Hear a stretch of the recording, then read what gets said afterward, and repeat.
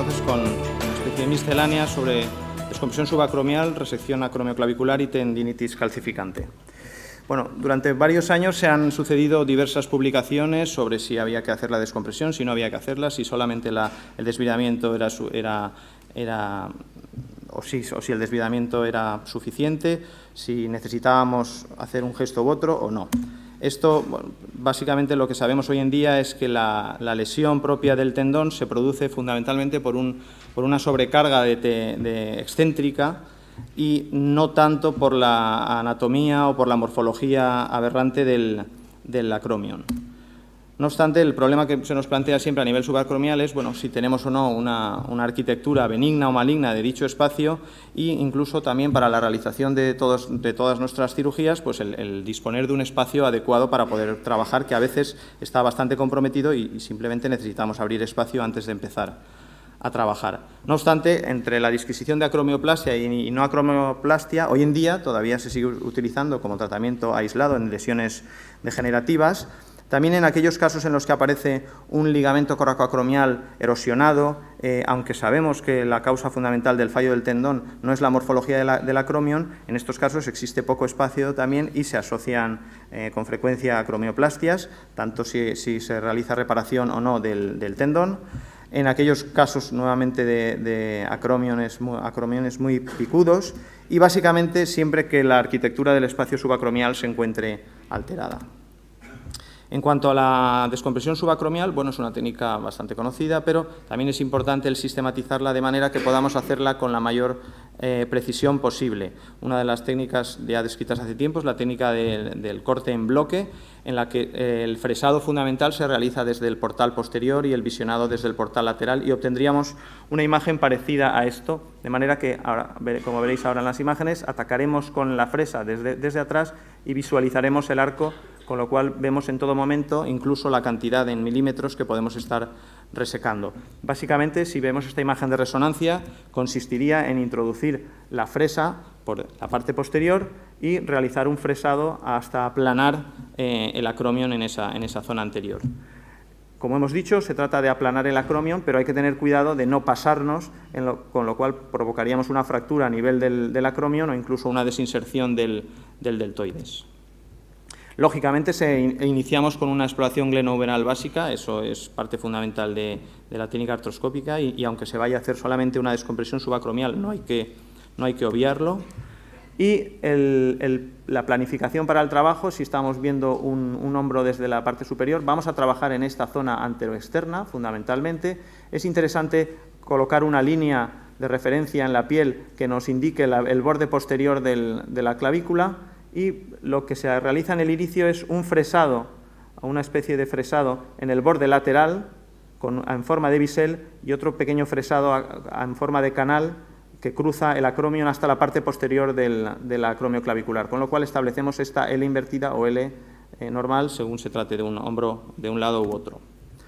Desde el portal, mirando desde el portal posterior, establecemos el portal lateral, realizamos la bursectomía y visualizamos correctamente el ligamento coracoacromial, con lo cual nos situamos ya en la parte anteroexterna de la articulación. En este caso estamos en un hombro izquierdo, aquí hemos utilizado también un portal anterior, estamos realizando el portal posterior, aquí estamos realizando la sinovectomía para poder tener visible el ligamento coracoacromial, el acromion arriba y el manguito en la parte inferior. Seguimos avanzando en la sinovectomía. Realizamos con cualquier dispositivo eléctrico, vaporizador, electrobisturí, etcétera, una desperiostización del acromion de la parte anterior y externa, y limpiamos correctamente para que en el momento de introducir la fresa no se nos enganche con las partes blandas, que es porque, como sabéis, cuando están las partes blandas es un problema para la fresa. Bueno, bien desperiostizado, realizamos el fresado, el bisel en el lateral. Aquí continuamos con el bisel y, si este es el bisel lateral, este sería el canal que realizamos en la parte posterior del acromion, y de ahí hacia adelante, posteriormente, realizaremos el fresado. Cambiamos el punto de visión, ahora estamos viendo desde el portal lateral y observamos aquí el arco del acromion, con lo cual, partiendo de este surco que habíamos hecho, vamos a ir adelantando de medial a lateral y de posterior hacia anterior. y vamos viendo cuando conocemos la distancia o el tamaño concreto de nuestro instrumental, en este caso yo utilizo una fresa de 4 milímetros, sé perfectamente la cantidad de tejido que puedo estar resecando y dependiendo del tamaño del paciente y de la radiografía que haya valorado, pues determinaré la cantidad de tejido que tengo que resecar, 8 milímetros, etc. Como decíamos, aquí tendríamos el bisel lateral y aquí el surco que va hacia la zona de la acromioclavicular y vamos avanzando hasta llegar a aplanar completamente la zona anterior del acromion. En este caso se ve en el vídeo una pequeña secuencia que se puede realizar un fresado muy concreto y afinando mucho las distancias. En el caso de la resección de la acromioclavicular, bueno, sí, no, muchas veces, hoy en día yo creo que lo que se realizaba antes del aplanado o el coplaning de la superficie inferior de la acromioclavicular en una articulación asintomática no tiene mucho sentido y en contrapartida podemos descompensar dicha articulación. Por tanto, en principio solo estaría justificado si hay sintomatología presente a nivel de la articulación o cuando la arquitectura de ese espacio subacromial por debajo de la acromioclavicular esté realmente muy alterada. ¿Por qué? Porque sabemos que a partir de los 30 años es muy frecuente los cambios a nivel de la acromioclavicular, por tanto es normal que existan esos cambios. Por esa misma razón habrá que confirmar si esos cambios provocan dolor o provocan clínica y una forma sencilla, lógicamente, es mediante los test con anestésico local.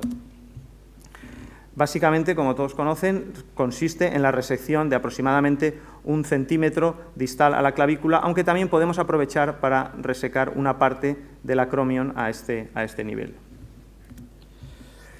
Esta es la imagen que suele quedar y con relativa frecuencia un error que a veces se comete es que quede un poco en forma piramidal, la parte, o sea, muy abierto por aquí y no tan abierto por la parte superior. Para evitar un poco eso podemos utilizar distintos portales, atacando pues, por portales posteriores o portales anteriores, de manera que veamos correctamente la articulación y la zona que estamos resecando y también establecer puntos de referencia con agujas para que nos permitan medir la distancia que hemos resecado. Para finalmente obtener una resección amplia, pero no demasiado porque siempre existe el riesgo de ir demasiado hacia medial y lesionar los ligamentos claviculares y provocar una inestabilidad. A pesar de eso, una de las complicaciones que puede ocurrir, que no es infrecuente, pero que afortunadamente no siempre da clínica, es como fruto de todo el fresado que se realiza, que se pueda producir una calcificación posteriormente a dicho nivel, que afortunadamente en este paciente era asintomática. Y por último pasamos a la tendinitis calcificante, que todos conocen. Como saben, se trata de un proceso de metaplasia fibrocartilaginosa con distintas fases. Básicamente para el paciente se convierte en un proceso muy doloroso y muy latoso, que dura bastante tiempo y que incluso en aquellos casos en los que necesita cirugía, dependiendo de la fase en la que se haga la cirugía, puede que el paciente le cueste mucho recuperarse porque está metido dentro de todo un proceso inflamatorio. Lógicamente, el primer tratamiento no va a ser la cirugía y la cirugía se reserva para aquellos casos más recalcitrantes o que no han respondido adecuadamente a otros tratamientos médicos o fisioterápicos. Lógicamente, empezamos a la valoración por el lado articular con una evaluación sistemática y el marcado de la lesión. Valoramos perfectamente toda la zona del manguito, dado que esta es la zona habitual donde se concentran las calcificaciones. Se realiza el marcado de la lesión para poder identificarla, igual que realizamos con cualquier otro tipo de rotura parcial, con un PDS o cualquier otro material de sutura, y de esa manera poderlas posteriormente localizar a nivel del espacio subacromial. Una de las técnicas disponibles es realizar una sección longitudinal, abrir la calcificación y desbridar toda esa calcificación y posteriormente realizar una sutura de lado a lado, cerrándola una vez hemos limpiado todo el tejido, como en este caso, nuevamente, o en ocasiones, si está mucho más cerca del hueso, pues podemos hacer esa misma técnica de lado a lado, pero utilizando anclajes. Finalmente, se pueden obtener casos como en este. Esto está, no se quiere sincronizar. En los que, partiendo de una calcificación importante, con la técnica quirúrgica obtenemos la desaparición completa de la lesión. Pero no olvidemos, como hemos dicho, que no será en ningún caso el tratamiento de elección de primera línea, ya que este mismo resultado lo obtuvimos simplemente con una inyección de corticoides. Muchas gracias.